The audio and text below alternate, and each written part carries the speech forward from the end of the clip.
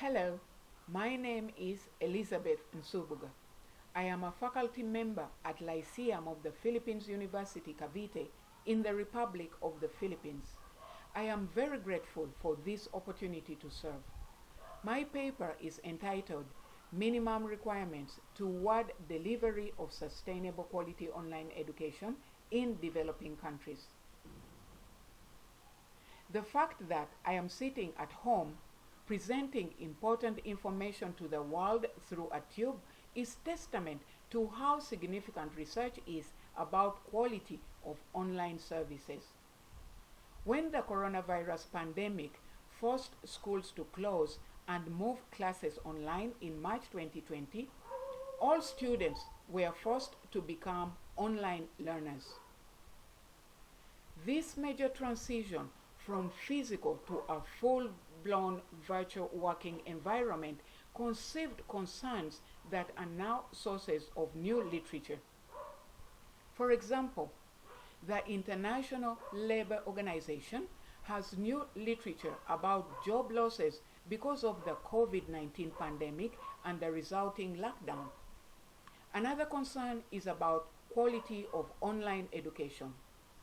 New literature has been written questioning whether there is a glaring gap between the quality of education attained online and that attained from a physical environment.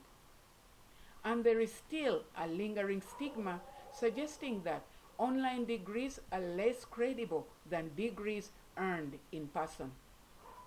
Another concern is about teachers' readiness for online teaching. There is new literature on online class management and effective online teaching methods, a lot more literature on how to help students cope with mental health conditions resulting from school closure, physical distancing, and isolation.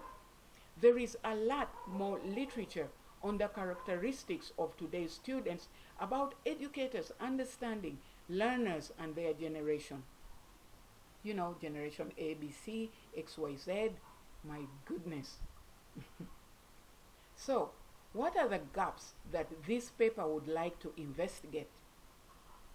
All the new literature that exists today about the increased use of online learning tools is greatly beneficial. The perspective of this paper is that there is a lack of new formal information on the following attributes: integrity, doing the right thing even when no one is watching; accountability, taking responsibility for one's actions. You see, if you use your index finger to point at someone, remember that the other four fingers are pointing at you. Netiquette, polite online mode of conduct; digital device, which is the gap between those who have access to technology and those who do not. So, how are we going to fill the identified gaps? Failing to plan is planning to fail. With my limited 2-year experience as an online educator, I have learned that one can deliver effective classroom instructions regardless of the working environment. Armed with the essential online learning tools, the success of online learning is heavily dependent on 3 entities: the role of the learner, the role of the educator, and the role of the government. Let's look at the role of the learner. Your attitude is going to determine your altitude. A survey entitled Online Offline Class Preference 2020-2021 was conducted on about 400 Lyceum of the Philippines University Cavite students, asking them what mode of learning they would prefer if they were given only 2 choices. The result was an overwhelming 87% preferring physical class. This is an impediment to this study because if a learner's attitude is negative toward online class, then no learning will occur. It is imperative that all learners have the desire to attend class online. The learner must be consistently self-disciplined, take 100% responsibility for every action, and have a very acute sense of polite online conduct to avoid conflict with fellow students, the educator, and the world at large. What about the role of the educator? Integrity is who you were when no one is looking. The educator must uphold teaching not so much as a profession, but a mission. The only way to be a truly fulfilled teacher is to do it with passion and vigor. In the virtual working environment, where isolation is the norm, the challenge is to conduct ourselves as if we are on a world stage where everybody is watching. That is integrity. Educators must completely take responsibility of their career development to remain relevant. If an educator chooses teaching as a lifetime path, then it's imperative that they attain the highest level of the academic ladder in a field of their choice. What about the role of the government? We commit ourselves to veritas et fortitudo, pro Deo et patria. Funding education institutions in a country is not negotiable. It is crucial that the government is 100% dedicated to upholding and supporting education as the pillar of the nation. Otherwise, education institutions will always have an uphill battle. South Korea did it.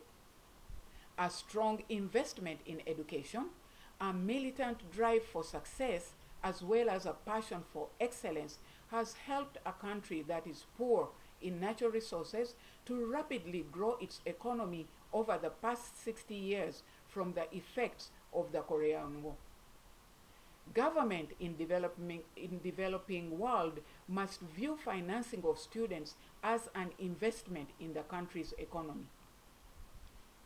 This is manifested in the Millennium Development Goal number 2, achieving primary education by 2015, where the World Bank is on a quest to invest in education for a century to afford 4 children from each family to attend school free.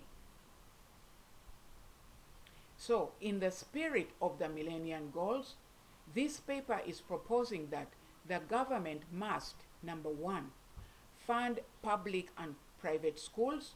2, provide computers, preferably desktop and internet service to at most 4 students from each family at senior level and tertiary level for a duration of 2 senior high school years and then 4 university years.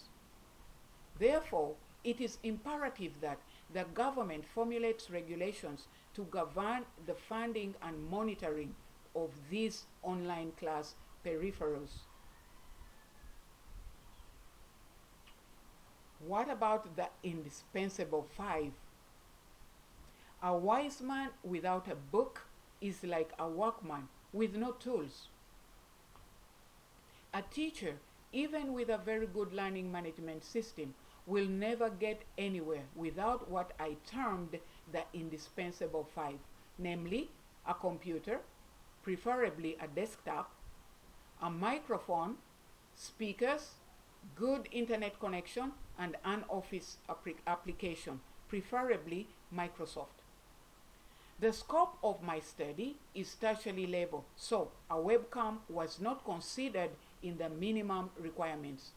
I have taught effectively for 2 years without it, but that is a delimitation. All the other 5 are not negotiable.